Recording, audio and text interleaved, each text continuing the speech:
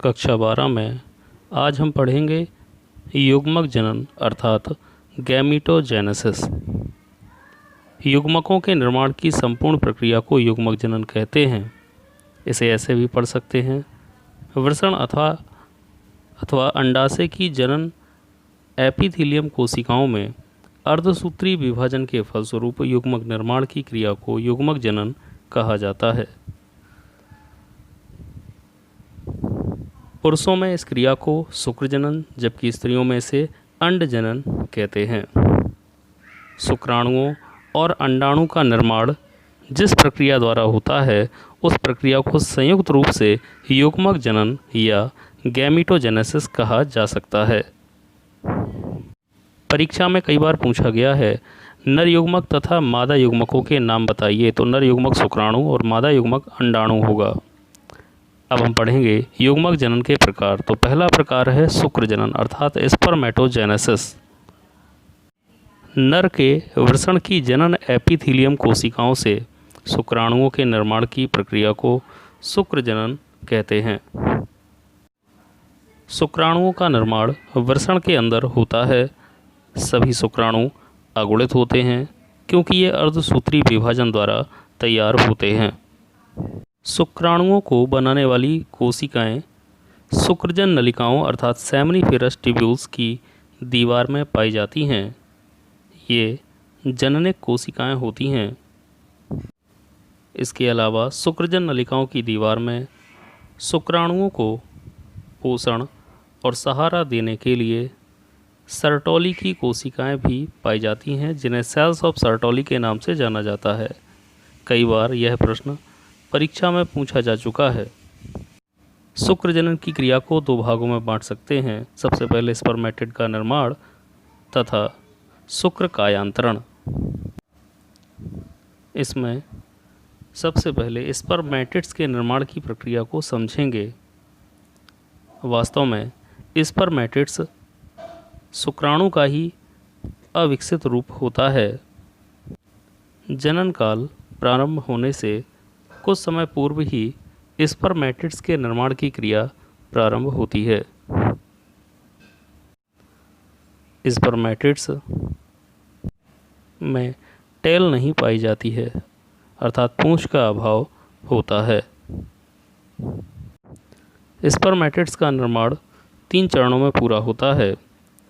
सबसे पहली अवस्था गुणन प्रावस्था जिसे मल्टीप्लिकेशन फेज कहते हैं, दूसरी वृद्धि प्रावस्था जिसे ग्रोथ फेज कहते हैं और तीसरी है परिपक्वन प्रावस्था अर्थात मैच्योरेशन फेज।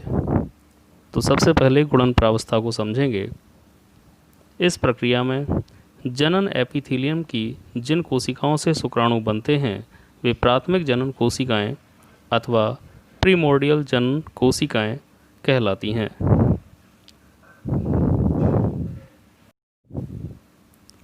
इन कोशिकाओं में तेजी से बार बार समसूत्री विभाजन होता है, जिसके फलस्वरूप इन कोशिकाओं की संख्या बढ़ती जाती है और अन्य कोशिकाओं की अपेक्षा ये अधिक बड़ी होती हैं।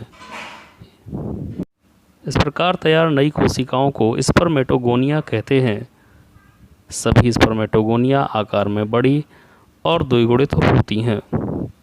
ये नष्ट नहीं होती हैं। हार्मोन्स के प्रभाव से स्पर्मेटोगोनिया के कई स्तर बन जाते हैं, जिससे इनकी संख्या में काफ़ी बढ़ोतरी होती रहती है। दूसरी अवस्था वृद्धि प्रावस्था या ग्रोथ फेज कहलाती है। जैसा कि इस अवस्था का नाम है वृद्धि प्रावस्था अर्थात इसमें विभाजन नहीं होता है, केवल वृद्धि होती है। विभाजन के फलस्वरूप बने सभी द्विगुणित कोशिकाएं अर्थात स्पर्मेटोगोनिया पोषक पदार्थों को एकत्रित करती रहती हैं और आकार में काफ़ी बड़ी हो जाती हैं। ये अन्य कोशिकाओं से अलग दिखने लगती हैं। अब इन कोशिकाओं को प्राइमरी स्पर्मेटोसाइट कहा जाता है। इन कोशिकाओं का केंद्रक भी काफ़ी बड़ा होता है।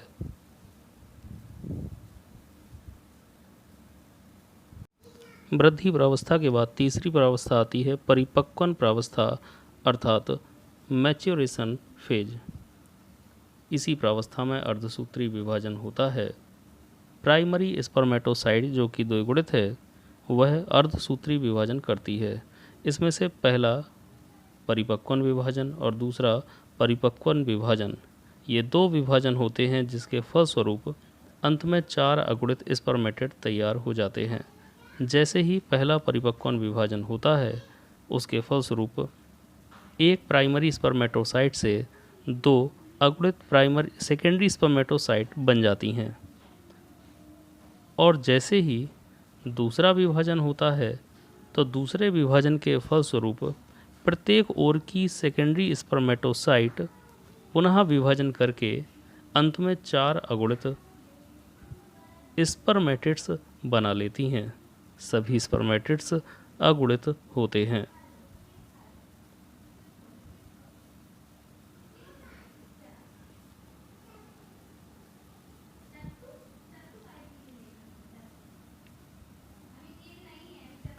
सभी स्पर्मेटिड्स टेल रहित अर्थात इनमें पूंछ नहीं पाई जाती है।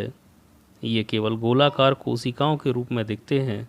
अंत में इनमें शुक्र कायांतरण होता है।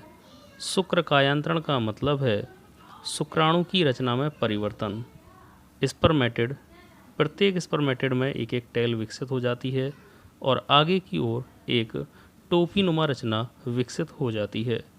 शुक्र कायांतरण को शुक्राणु जनन या शुक्राणु का निर्माण भी कहते हैं।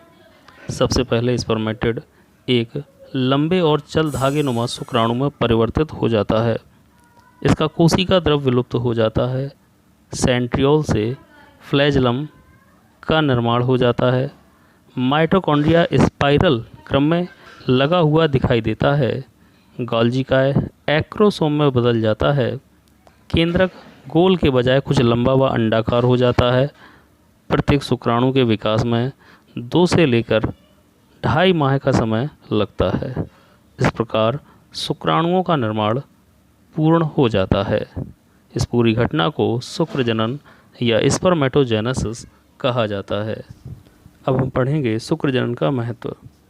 शुक्र जनन के फलस्वरूप बने शुक्राणुओं में गुणसूत्रों की संख्या पैतृक कोशिकाओं से आधी होती है। अतः शुक्र जनन कोशिका में गुणसूत्रों की संख्या को आधी करने में सहायता करता है। इसके फलस्वरूप एक द्विगुणित कोशिका से 4 अगुणित कोशिकाओं का निर्माण होता है।